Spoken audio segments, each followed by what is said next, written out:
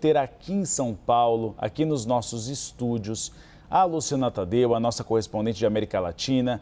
Luciana, a gente tem visto agora imagens ao vivo, não são na Venezuela, são no Chile. A gente tem muitos venezuelanos no Chile. Você trouxe essa informação durante as eleições. Tanto é que a vitória da ultradireita no Chile, um dos motivos foi a alta migração de venezuelanos ao país aqui da América do Sul, que é uma questão que também tem preocupado muito o Brasil. E a gente trouxe essa questão de uma crise migratória sem precedentes, que é um dos radares aí de alerta do governo brasileiro. Como você tem visto essa possibilidade? Eu gostaria que você falasse também sobre o tom que as autoridades venezuelanas têm usado diante dessa captura do ditador Nicolás Maduro.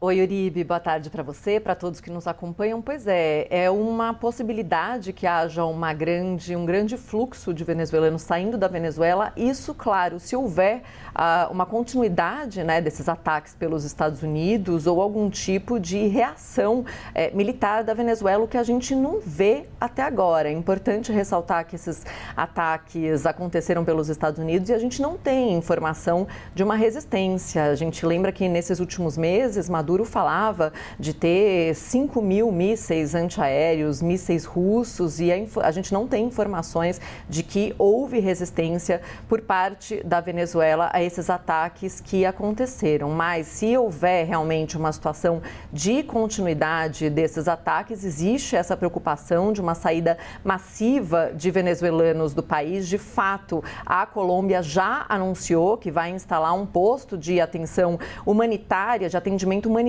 na fronteira. As pontes que conectam a Colômbia com a Venezuela são um local de grande fluxo migratório, principalmente nesses momentos de mais dificuldade na Venezuela. E o que a gente tem visto por parte das autoridades venezuelanas é uma tentativa de afirmar que existe uma coesão civil-militar, cívico-militar, que as pessoas vão sair às ruas para defender o regime venezuelano. Tentam mostrar imagens disso, inclusive de pronunciamentos de governadores da Venezuela, chavistas, governadores se manifestando contra essa captura de Nicolás Maduro, essa captura que o regime venezuelano está qualificando como um sequestro, de fato pedindo que os Estados Unidos informem qual é o paradeiro de Nicolás Maduro. Afirmam que não sabem aonde Nicolás Maduro está, nem ele, nem a então primeira-dama da Venezuela, Cília Flores.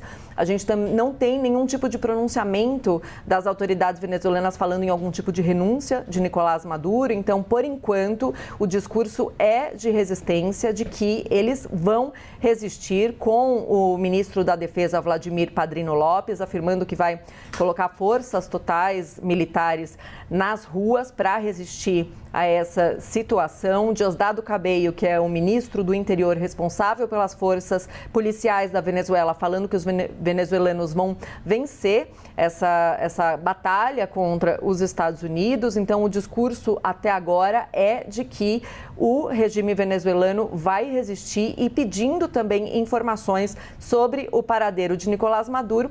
Inclusive, há pouco falei com o procurador-geral da Venezuela, Tarek William Saab, e perguntei como estavam as coisas na Venezuela, e ele me respondeu simplesmente firmes. O que as autoridades venezuelanas estão afirmando é que nesses ataques houve ataques em regiões onde havia civis, e que estão averiguando para ver se há mortos e feridos nesses ataques que foram realizados pelos Estados Unidos, Uribe. É importante a gente ter nesse breaking news a nossa Luciana Tadeu, porque ela tem fontes na Venezuela. A Luciana cobriu as últimas eleições fraudadas pelo regime ditatorial na Venezuela, e ela tem fontes dos dois lados. Na oposição já conversou, por exemplo, já entrevistou a Maria Corina Machado, e ao mesmo tempo tem fontes no governo Maduro. O que causa muito espanto, né, Luciana? E eu acho que também causou a você, a gente estava conversando aqui fora das câmeras, é essa reação de surpresa da Venezuela. Não era segredo para ninguém que Donald Trump fazia essas ameaças. Nos últimos tempos, inclusive, a última fala de Nicolás Maduro, ele reconhecia os cartéis e oferecia ajuda aos Estados Unidos para combater os cartéis. Agora, essa omissão, essa falta de reação mostra que a Venezuela foi pega de surpresa de fato. Eles não esperavam que Donald Trump fosse cumprir a promessa, né? Exatamente, Uribe. Importante lembrar também que nesses últimos dias, a Venezuela, as Forças Armadas da Venezuela divulgaram diversas informações de aviões abatidos pela Venezuela. Aviões que, segundo o regime venezuelano, eram relacionados ao narcotráfico. Inclusive, falou de aeronaves que foram abatidas perto da fronteira com o Brasil. Então, eles têm tentado, nesses últimos meses, mostrar um poderio militar que, pelo menos até o momento, a gente não viu reagir a esses ataques, né? A própria questão dos mísseis mencionados por Nicolás Maduro, mísseis antiaéreos russos que Nicolás Maduro afirmou que tinha em um dos seus discursos, pelo menos não temos informação de que isso tenha sido usado para evitar esses ataques dos Estados Unidos. Ainda também não temos, né, detalhes de informação como eles aconteceram, somente dessas questões dos bombardeios em diversos pontos de Caracas.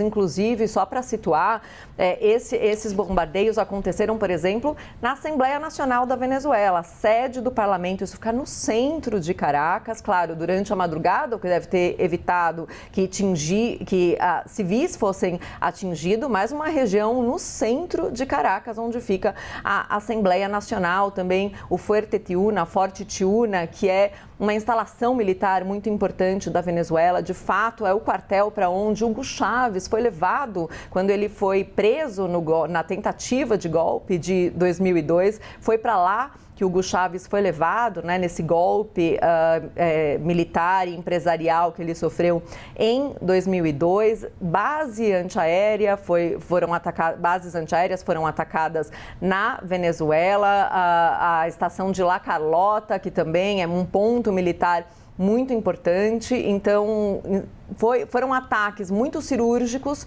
como diziam as fontes que iriam acontecer, ataques cirúrgicos. Agora, o que a gente precisa ver é se isso vai gerar uma ruptura militar, por quanto tempo as autoridades venezuelanas vão continuar com esse discurso de resistência, afirmando que vão desistir, convocando a população para sair às ruas, convocando todas as forças chavistas para se manifestarem, pedindo uma prova de vida de Nicolás Maduro, ou se isso vai gerar algum tipo de fratura nos militares venezuelanos e vai haver alguma tentativa de um setor assumir o poder. Precisamos saber, ainda é uma incógnita, se houve algum tipo de negociação para a saída de Nicolás Maduro. E agora é importante também olhar para os principais personagens do chavismo. Então, por exemplo, a vice-presidente Delcy Rodrigues, que é uma figura muito importante, de muito poder no chavismo, que foi, inclusive, né, uma das pessoas que reconheceram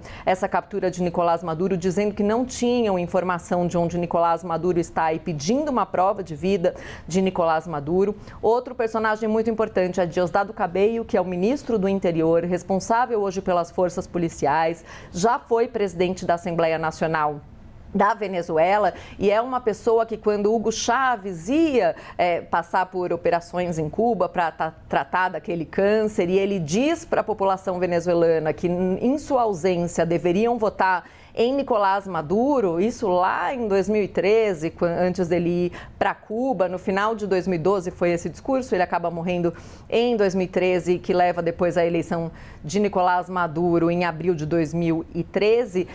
Quando Chávez faz esse pronunciamento dizendo que as pessoas deveriam votar em Nicolás Maduro, Diosdado Cabello é o personagem que está ao lado dele. É um discurso em que aparece Chávez, Diosdado Cabello e Nicolás Maduro. É considerado o número 2 do chavismo. Outro personagem muito importante nesse círculo chavista que sustenta o poder sustentava até agora o poder de Nicolás Maduro na Venezuela é Vladimir Padrino López, que é o ministro da Defesa da Venezuela, que mantém esse discurso de nos atacaram, mas vamos resistir, não vão nos submeter. E outro personagem muito importante é Jorge Rodrigues, que é o atual presidente da Assembleia Nacional. Ele é irmão de Delcy Rodrigues, que é a vice-presidente, e também é considerado um dos nomes mais importantes do chavismo, da sustentação desse governo, e inclusive foi negociador do chavismo com os Estados Unidos em